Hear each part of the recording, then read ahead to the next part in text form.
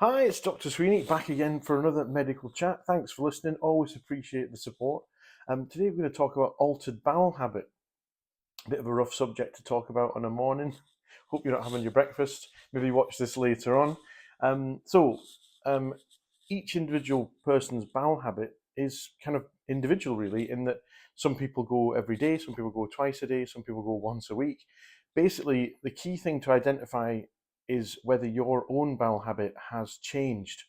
And if there's a persistent change in your bowel habit for over 4 weeks plus, then it's always worth just speaking to a medical professional and getting it checked out. And that can be either in the form of persistent constipation or persistent diarrhea or a mixture of the both, any new um, blood that appears or mucus, slimy stuff in the bowel, any unexpected weight loss or weight change, any new abdominal pains, anything like that that you notice and it's persistent over a few weeks, then it's always worth going to get it checked out with your doctor.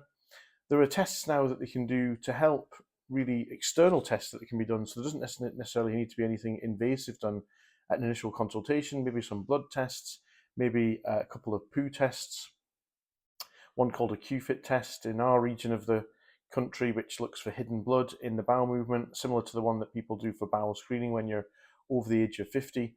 There's also other stool tests that can be done to check for signs of infection, inflammation, malabsorption.